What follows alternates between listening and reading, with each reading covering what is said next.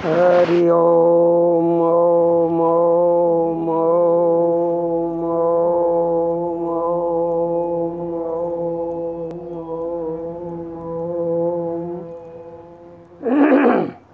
ओम नमो भगवते वासुदेवाय। ओम नमो भगवते वासुदेवाय। ओम नमो भगवते वासुदेवाय। ओम नारायण नारायण नारायण नारायण नारायण। बोलिए सच्चिदानंद भगवान की। बोलिए श्री पीपाजी महाराज की जय हो। सर्वे संतन की जय हो। सनातन धर्म की जय हो। सब धर्म प्रेमी सज्जनों, संत वाणी सदा कल्याणकारी होती है। शास्त्रों की वाणी कल्याणकारी होती है और उस कल्याणकारी शिक्षा को ग्रहण करने के लिए परमात्मा ने मनुष्य जीवन दिया है। मनुष्य के लिए सारी शिक्षाएं हैं, मनुष्य के लिए सारे उपदेश हैं, मनुष्य के लिए सारी विद्या की परंपरा है। मनुष्य जीवन पा करके अगर ज्ञान को, विद्या को न समझेगा तो फिर दूसरी कोई योनि में वो विद्या नहीं है। पीपाजी महाराज कहते हैं, ए मनवा थे व्यर्था ही जन्म गमायो, सतगुरु कहो सो न करियो, कियो अपने मन भायो। समझ वाली बात है, बहुत ही कीमती बात है।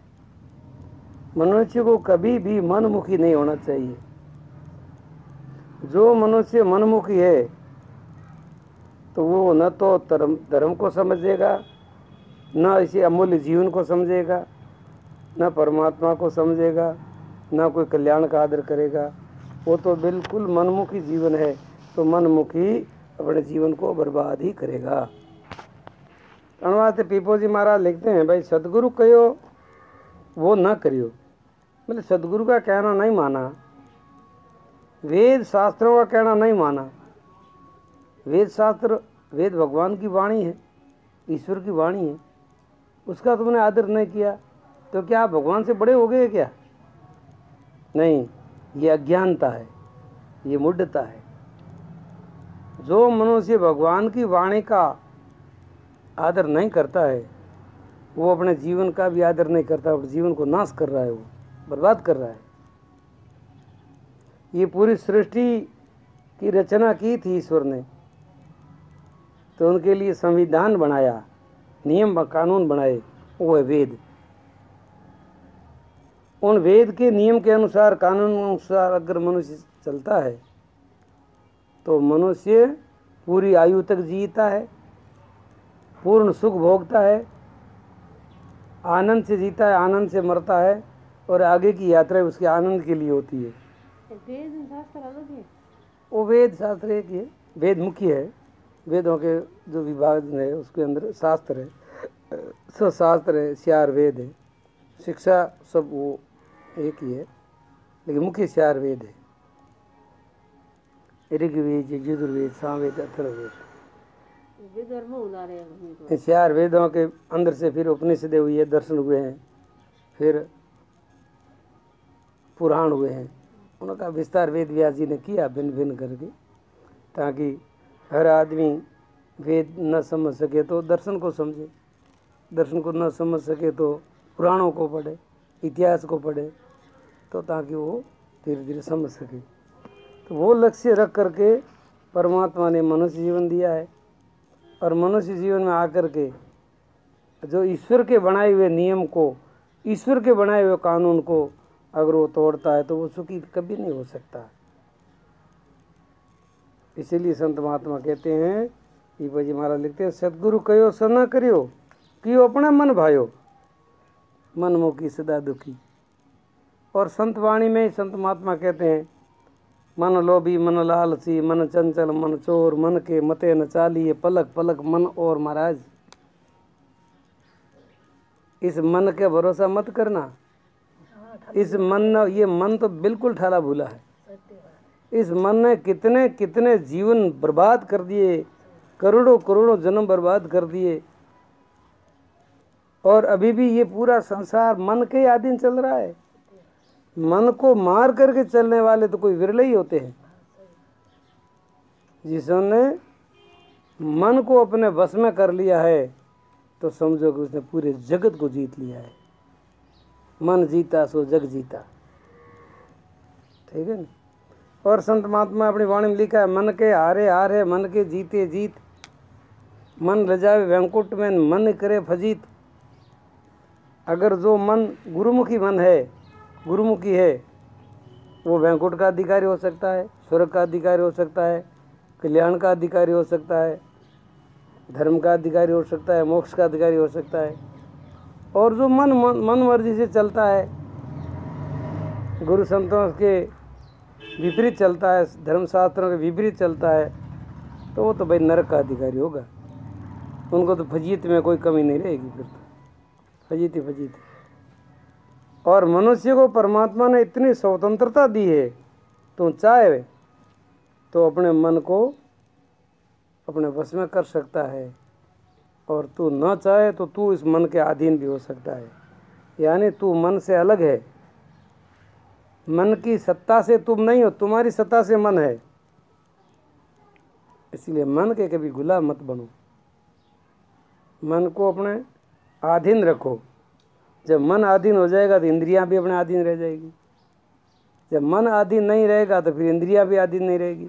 फिर मन और इंद्रियां मिल करके संसार की यात्रा में दौड़ती है, विषयों की यात्रा में दौड़ती है, और अनंत जन्मों तक यही यात्रा होती है। और मिलता कुछ नहीं है संसार में, मिलता कुछ नहीं है। केवल संसार केवल प्रतीति मात्र है, प्राप्ति कुछ नहीं है, वह केवल धोखा और कुछ नहीं। हाँ, और फिर भी बार बार उधर उधर भटकता रहता है, क्योंकि उसने जरा विचार भी नहीं किया, धर्मशास्त्रों की बात कभी सुनी ही नहीं, सत्य की संगत में सत्संग में तो कभी बैठा ही नहीं। फिर उनको समझ कैसे आवे? समझ ऐसे नहीं आती है।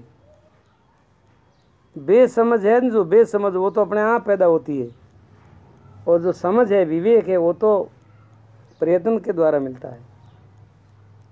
किसान खेती करता है तो खेती के अंदर कितना कचरा उग जाता है, वो कोई बोया थोड़ी जाता है, अपने आप उगता है। लेकिन अच्छा बीज तो बोना पड़ता है, उनकी सुरक्षा करनी पड़ती है, कचरा निकालना पड़ता है, खाद पानी देना पड़ता है, बाढ़ करनी पड़ती है, जब वो अच्छा पौधा पनपता है। ऐसे ही जीवन भी एक खेती है, शरीर भी एक क्षेत्र है। इसके अंदर अवगुण तो अपने आप पैदा होंगे, अपने आप जन्मेंगे, उसको कोई बोया नहीं जाता। लेकिन अच्छे गुण जो है वो बोए जाते हैं। ज्ञान का, भक्ति के बीज, संस्कार, अच्छे संस्कार, धर्म, ध्यान, परोपकार, सेवा, क्षमा, दया, करुणा, मैत्रीय भाव, ये आदि सारे गुण अंदर बोए जाते हैं। ये अपने आप पैदा नहीं होते महाराज, ये अपने को बोना पड़ता है, और इनको बोने के लिए तो कचरा निकालना पड़ता है। कचरा तो अपने आप पैदा होता है। इसलिए जो मनमुखी है उनका जीवन कचरे से भरा हुआ है, जो गुरुमुखी है उन्होंने सब कचरा निकाल दिया है, और कचरा रोज़ रोज़ निकाल रहे हैं। अगर कोई कचरा निकलता है तो उखेड़ फेंक देते हैं, फिर उस अच्छे पौधों की सुरक्षा करते हैं वो, तो फिर उनका जीवन बहुत सुंदर एक बगीचा बन जाता है, बहुत सुंदर हरियाली हो जाती है, जीवन में खुशहाली आ जाती है। अब पिपज महाराज के अवगुण क्या है कि लोभ और मोर भोग मन राच्यो, जिनका मन लोभ और भोग में जो रचा हुआ है वो कभी रसना राम न गायो, कभी इस मुख से उन्होंने राम का नाम नहीं गाया, राम का नाम भी नहीं लिया। लोभ और मोह भोग मन राच्यो, रचना रामन गायो, झूठी बात सुनता रींझ्यो, एने खरी सुनता रिशायो। ये देख लो, ये पहचान है उनकी। सच्ची बात जहाँ होती है वो सुनता ही नहीं है, और झूठी बात होती है तो फिर वहाँ कितने घंटों तक सुनते रहता है, बैठे रहता है। ये मनमुखी पापी के गुण लक्षण हैं। आप ही होने बदे बीजो नहीं दगे प्रसार पछे वो झूठ का प्रचार भी वो करता है खूब दौड़ दौड़ करके। थोड़ी थोड़ी प्रसार करे सत्य बात है। कहो कि खेल तमाशे जावे नुगरा सारी रात गमावे और सतरी संगत में जावे थने निंद्रा गहरी आवे। अरे भूलियो जावे रे मनवा तू भूलियो जावे सतगुरु जी समझावे तू रास्ते क्यों नहीं आवे। अरे अभागी तू कब चेतेगा कब समझेगा। ये समझ मनुष्य के लिए है, उपदेश मनुष्य के लिए है, पशुओं के लिए नहीं है। और इन उपदेशों को अगर नहीं समझता है धारण नहीं करता है तो पशु में उसमें कोई अंतर भी नहीं। पशु ही तो है। भैंस आगे भले बाग उदवास हो नहीं हाथ गई कोई असर नहीं होता है क्योंकि पशु बुद्धि है। ऐसे ऐसे मनुष्य है जिनको जरा भी ज्ञान ध्यान की बात रुचि नहीं होती तो उनकी जो बुद्धि है वो पशु बुद्धि है। शरीर भले मनुष्य का हो गया कोई फर्क नहीं पड़ता। बहुत सुंदर बात लिखी है महाराज ने। लोबरु मोर भोग मन राच्यो रसना राम न गायो झूठी बातां सुनता रींज्यो खरी सुनतो रीशायो। अरे व्यर्था मनवा थे व्यर्था ही जन्म गमायो सदगुरु कयो सो कयो ने करियो कियो अपने मन भायो। सब नहीं सुनी किसी की बात। संत वाणी में तो कहते हैं कि राम भजन तो कोड़ी भलो। भले कोड़ी है गरीब है दरिद्र है लूला है अंधा है कैसा भी है लेकिन उसके जिब्या पर अगर राम का नाम है तो पूजनीय है, वो पूजनीय है। अपने इधर वो देवाराम जी महाराज थे, अंधे थे और जाति में भी हल्के थे लेकिन बड़े बड़े ब्राह्मण उनके चरण धो करके पीते थे। क्यों? क्योंकि उन्होंने राम गुण गाया, उन्होंने सत्संग का आदर किया, धर्म का आदर किया, उन्होंने विद्वत्ता का, हाँ उनके अंदर गुण होते हैं। ये सब ये मल मूत्र के ठीकरे की कोई वैल्यू नहीं है। ये तो 8 मास का पुतला है, विषय विकारों से भरा हुआ है, गंदगी से भरा हुआ है। लेकिन जिसके अंदर भगवान की भक्ति है तो वो पूज्य हो जाता है, वो श्रेष्ठ हो जाता है, आदरणीय हो जाता है और लोग उनका यशगान करते हैं। जन्म से कोई बड़ा नहीं होता है, जाति से कोई बड़ा नहीं होता है, मनुष्य शरीर मिल गया कोई बड़ा हो गया ऐसे भी बड़ा नहीं होता है। लेकिन एक बात है, बड़े होने के योग्य ये मनुष्य जीवन जरूर है। इससे आप महान बन सकते हो, श्रेष्ठ बन सकते हो। झूठी बातें सुनता रिंझिया खरी सुनता रिसायो। अगर किसी ने साची बात कह दी तो उन करके उठ करके चला गया और उनके ऊपर गुस्सा भी कर लिया तो जाकर के उनकी निंदा करने लगा। आज भी आप देखो कई लोग ऐसे हैं संतों की निंदा करते हैं, गुरु की निंदा करते हैं, अपने धर्म की निंदा करते हैं। तो बोलो उनके जैसा और दुष्ट कौन हो सकता है? उसे तो पशु भले हैं, पशु बहुत अच्छे हैं, पशु तो किसी धर्म की निंदा तो नहीं करते हैं। ठीक है बेचारा अपने खाने पीने में मस्त रहते हैं, किसी को अकारण वो सताते भी नहीं हैं और अकारण किसी की निंदा भी नहीं करते हैं, वो अपने खाने पीने में मस्त रहते हैं। लेकिन ये दुष्ट मनुष्य भला तो नहीं कर सकता है तो लेकिन वो उनको बुरा भी नहीं करना चाहिए, बुरा करके अपने जीवन को बर्बाद कर रहा है। इसलिए संत महात्मा जी बहुत सुंदर सुंदर बात लिखते हैं अपनी वाणी में। ये सारे वेदों का सार है, सारे उपनिषदों का सार है अपनी सरल भाषा में। भले इनके पास संस्कृति भाषा नहीं है या पढ़े लिखे अंग्रेजी भाषा नहीं है, लेकिन भाषा के पीछे मत जाओ, उनका भाव देखो। संत का भाव क्या है, संत की भीतर की जो दूसरों के हित की कितनी दृढ़ कल्पना है, कितनी दृढ़ उनकी भावना है। बालपने गयो खेलन में जोवन विषय कमायो वर्धापन जब हुआ लाचारी मन घणो पछतायो। आखिरी ये हाल सबों का ही होता है। जो सही ढंग से जीवन नहीं जीता है उनको अंत में पछताना ही पड़ता है, पछताना ही पड़ेगा। जीवन भर भले उसने शौक मौज किया है, मन को खुश करने के लिए विषय विकारों में भटका है, लेकिन उसका परिणाम वृद्ध अवस्था में जब आएगा तब बहुत ही भयंकर उनको पछताना पड़ेगा और पूरे जीवन का किया हुआ सुख सुविधा वो सारी उसके जीवन के अंदर निष्फल हो जाएगी और उसको ये महसूस होगा मैं कुछ कर नहीं सका, जीवन चला गया, जो करना था वो नहीं किया, जो नहीं करना था उसके अंदर पूरा जीवन बर्बाद कर दिया। नाशवान वस्तु के लिए, नाशवान भोगों के लिए, नाशवान संबंध के लिए ऐसा अविनाशी तत्व को खो दिया मैंने। अब इससे बढ़कर मेरे जैसा मूर्ख कौन होगा। अब शीश धोण धोण पछतायो, अरे भजन बिनो बावड़ा तो हीरे जैसो जन्म गमायो। अब क्या होगा, अब पछताएं क्या होगा, चिड़िया चुग गई खेत। इसीलिए कबीर संत कहते हैं चेत सके तो चेत मनवा चेत ले भाई, पानी आड़ी पाल पहला बांध ले भाई, फिर बाद में कुछ नहीं होगा। सज्जनों समझो, विचार करो, विवेक के द्वारा सत्य असत्य को पहचानो, अपने पराये को पहचानो। अपना कौन है, अपना ईश्वर के सिवाय और अपना कोई है ही नहीं। इस बात को बराबर गहराई में उतार दो और ईश्वर के साथ एक अपनापन रखो। ईश्वर अपना है, मैं ईश्वर का हूँ। अपनापन भाव जहाँ होगा तो हमारी प्रीति बढ़ती जाएगी, भगवान की प्रति प्रीति बढ़ जाएगी, तो सारे संसार के अवगुण कचरा है वो अपने आप जलता जाएगा, खत्म हो जाएगा। आगे महाराज लिखते हैं मेरा मेरा रहो जान तो व्यर्था मोह फैलायो, ओय मेरान, ये भी मेरान, घर मेरान, धन मेरान, परिवार मेरान, पुत्र मेरान, पद मेरान, प्रतिष्ठा मेरी।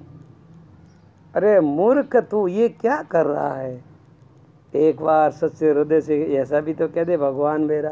क्या खर्चा लगता है इसमें, कोई पैसे लगते हैं क्या, इसमें कोई समय थोड़ा ही लगता है। कह दे दिल से, एक बार सच्चे दिल से कह दे कि नहीं भगवान मेरा, ओहो तत्काल बेड़ा पार। संसार मेरा मेरा कहते कहते तो कितने जन्म बीत गए, संसार किसी का हुआ नहीं है और कोई संसार का हुआ नहीं है। भगवान तो हजारों के हुए हैं और हजारों भक्त भी भगवान के हुए, वो तो प्रमाण है दुनिया में। लेकिन संसार किसी का हुआ है, कोई संसार का हुआ है तो ये क्या है, ये भ्रम है, ये मिथ्या भ्रम है, मिथ्या धारणा है, झूठी धारणा है, बिल्कुल अज्ञान की धारणा है। इसको तोड़े बिना जीवन सफल नहीं होगा कभी। मेरा मेरा कर तो रहो जान तो व्यर्था मोह फैलायो, काल फंद जब पड़े गले में सगड़ो भयो परायो। जब यम के दूत आएंगे, यमराज आएंगे मृत्यु का फंदा हाथ में ले करके, गले में फांसी लगा करके, और जब इस शरीर से प्राण को अलग करेंगे उसमें कितनी पीड़ा होगी वो तो वो समय ही बताएगा। जब महा कष्ट पड़े इन तन में, ना कोई आडो आई, माता पिता त्रिया सुध बांधव ऐसे मूडो छिपाई। हे मन तू सतगुरु कर मेरा भाई, सतगुरु बिना कोई संगी न तेरो, अंत समय के मोई। धन दौलत और मैल खजाना, ये देख देख करके तुम खुश हो रहा है, क्या है इसमें तेरा। धन दौलत और मैल खजाना है तो सब धरिया रह जाई, यम का दूत पकड़ ले जाए, जूता खातो जाई। हे जीवड़ा तू सतगुरु कर मेरा भाई। संतवाणी में आता है कि राज तेज की धरी रे हमारी देवरी चाले नहीं, वहाँ कोई देवताओं की भी नहीं चलेगी। काल का इतना भयंकर डर है, देवताओं की भी छाती फट जाती है महाराज, इतनी भयंकर मार है उसकी। तो बताए कि राज तेज की धरी रे हमारी, कोई सोचता है कि मेरे पास बड़ा पद है, मेरे पास बड़ी सुरक्षा है, वो है वो है, कोई काम नहीं आएगी। यम का दूध पकड़ ले जासी, जूता खा तो जाई। वहाँ एक ही बचाने वाला है, प्रभु का नाम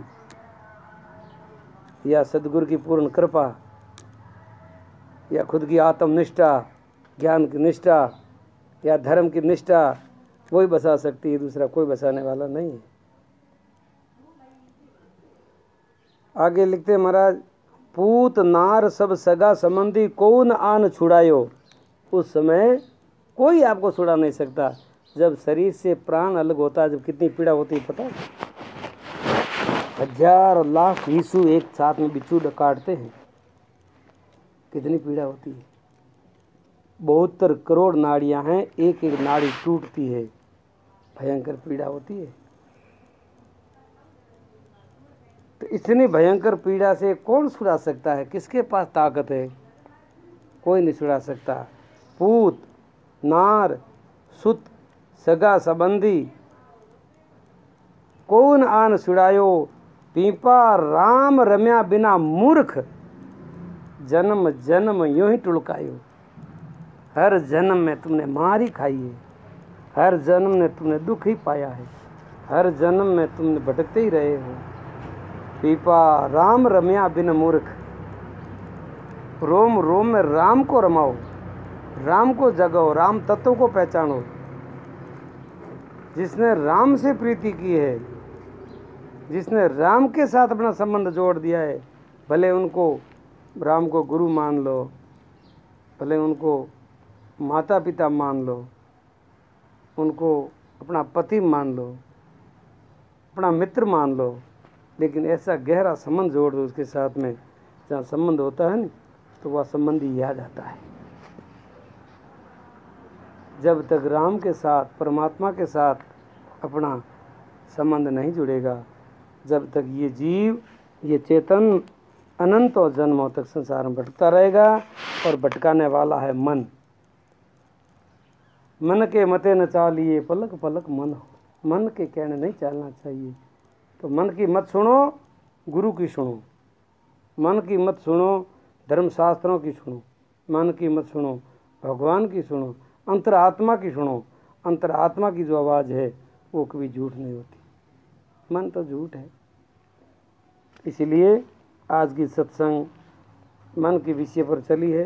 पीपा जी महाराज ने अपने मन को समझाया, समझा करके अपने मन को भगवान में लगाया, अपना जीवन सफल किया, लाखों लोगों का उन्होंने कल्याण किया, सबों को अच्छा मार्गदर्शन दिखाया।